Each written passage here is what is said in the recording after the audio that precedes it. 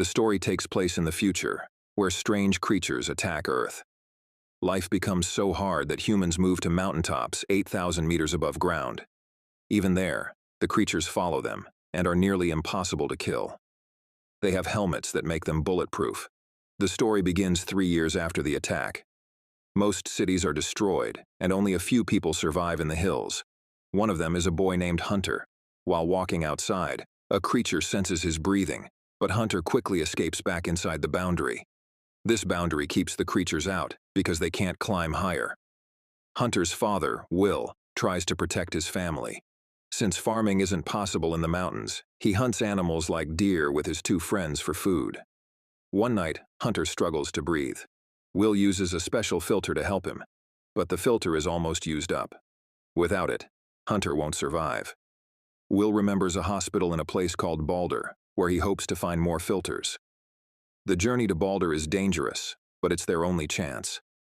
Will sets out on a risky mission to save his son, facing many dangers in a world full of deadly creatures. After the creatures arrived, no one dared to go outside. Hunter's health kept getting worse, and it was clear Will needed to get the filter soon.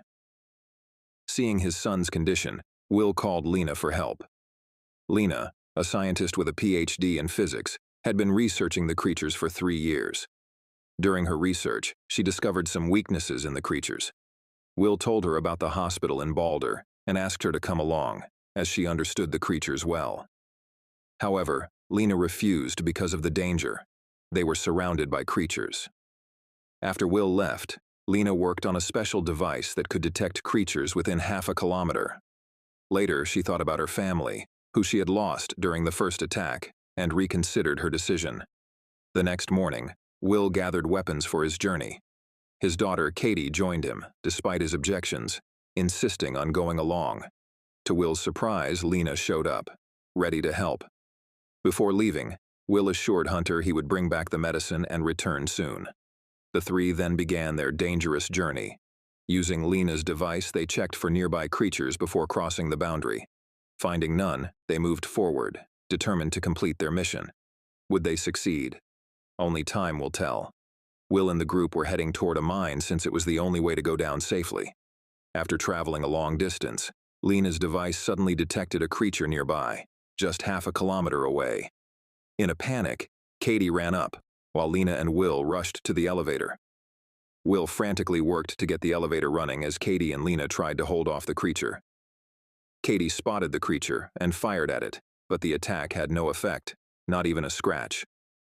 Meanwhile, Will continued fixing the elevator and eventually got it working. Katie climbed onto the elevator, but the creature, showing surprising intelligence, started tampering with the wires to knock her down.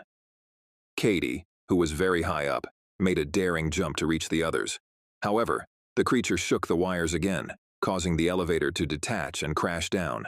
They all fell together, but luckily the boundary wasn't far away. The group quickly got up and sprinted towards safety. Just in time, they crossed the boundary, leaving the creature unable to harm them. Later that night, the group found a resort to rest and recover from the harrowing encounter. The group sat together for breakfast, and during the meal, Will turned to Lena with a question. He asked her what she had learned during her 3 years of research on the creatures. Lena explained that the creatures only hunt humans. They don't eat them. She revealed that the creatures detect humans by sensing the carbon dioxide they exhale. This means if humans could stop breathing, the creatures wouldn't be able to find them, but of course that's not possible. Lena also shared that her research led her to create a device that can detect the creatures within a certain range. This device had already proven to be very helpful in keeping them safe. The next morning, the group arrived at the mine. Their goal was to pass through the mine to reach safety. The mine was, and they needed to descend to the 9th level, and then move back up to another level to continue their journey. It was a long and challenging path. They estimated they had to travel about 3 kilometers to make it through. Lena suggested taking the route along the border, explaining that the creatures were made of a clay-like substance and could easily track them inside the mine. However, the border route would take much longer, and time wasn't on their side. Will decided they would enter the tunnel and cross through the mine, promising the others he would keep them safe and that there was no need to worry. Once inside, the group cautiously began navigating the dark, winding tunnels, hoping to avoid any encounters with the creatures. Will and his team carefully crossed the dark, eerie tunnels, level by level. The journey was slow and dangerous, but they were determined. Suddenly, Lena's device began to beep. There was a creature nearby, lurking in the darkness. Everyone froze, knowing that creatures thrived in the dark and could easily locate them. Will immediately fired his weapon, but it didn't affect the creature. Realizing they couldn't fight it directly, they hurried into a small cave to hide. The creature didn't enter the cave, but sent its long, slimy tentacles inside to search for them. Everyone held their breath, knowing even the slightest exhale could give away their location. Thinking quickly, Will lit a flare and threw it outside the cave to distract the creature. The group carefully exited the cave, but just as Katie stepped ahead, she saw the creature waiting for her. It attacked swiftly, dragging her away before anyone could react. The team was devastated, especially Lena, who blamed herself for not being able to save Katie. They were so close to the exit, and if the creature had been just a little slower, Katie would have survived.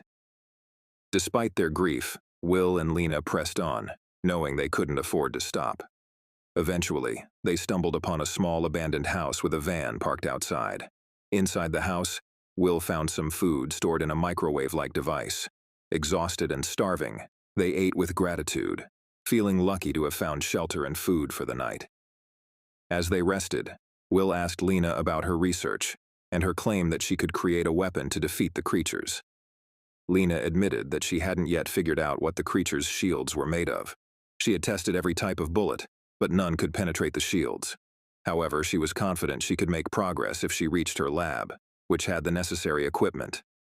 The next morning, they took the van and drove towards Balder Hospital, their primary destination. Upon arrival, they found the hospital in ruins, a grim reminder of the destruction the creatures had caused.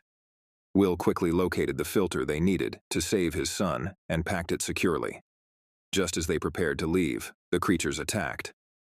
One of the creatures grabbed Will with its tentacle, but Lena acted fast, attacking the creature and freeing him. As they ran, Will spotted an oxygen cylinder. A risky plan formed in his mind. He waited for the creature to get closer, then shot the cylinder, causing a massive explosion. The creature was thrown outside, seemingly defeated. With the filter secured, Will was ready to leave, but Lena insisted on visiting her lab. She believed that with the lab's resources, she could finally create a weapon to fight the creatures effectively. Will agreed, knowing how important this was for humanity's survival. They headed to the Balder National Laboratory, where Lena began experimenting. Lena tried everything, firing bullets at the creature's shields, but nothing worked. Frustrated but determined, she told Will to leave with the filter and save his son. She promised to stay and continue her experiments until she succeeded. Reluctantly, Will left the lab, taking the van and heading towards the mountain where his son was waiting. As Lena worked tirelessly in the lab, her device suddenly beeped, signaling the presence of nearby creatures. Looking around, Lena noticed a power cell and had an idea. She conducted another experiment using the power cell, hoping it would lead to a breakthrough. Meanwhile, one of the creatures entered the lab. As it approached, Lena fired her newly modified weapon. The scene then shifted to Will. Will's van had overturned in an accident, forcing him to abandon it and continue on foot. He grabbed the filter and his gun, determined to reach his son despite the challenges. But soon he found himself surrounded by creatures. He fired at them repeatedly, but his bullets had no effect. Just as he began to lose hope, Lena arrived, armed with her new weapon. Lena's weapon proved to be incredibly effective, destroying the creatures with precision. She quickly eliminated them all, proving her invention's worth. As the creatures fell, their remains revealed mechanical components, hinting that these creatures were not natural, but created by someone or something. However, there was no time to investigate further. After a grueling climb, Will finally reached the top of the mountain and reunited with his son. Both were overwhelmed with emotion. Hunter couldn't believe his father had survived the journey and returned with the filter. Will's determination had paid off, and his son's life was saved. Lena, too, reached the top, carrying her weapon. She planted a flag, signaling to others that they had found a way to fight back. People emerged from their hiding places, drawn by the hope Lena and Will had brought. They began working together to produce more of Lena's weapons, determined to reclaim their world. In the final scene, we see humanity uniting against the creatures, armed with the new weapon. With time and effort, they believe they can eliminate all the creatures and rebuild their lives. The story ends with a sense of hope as humanity begins its fight to reclaim the Earth.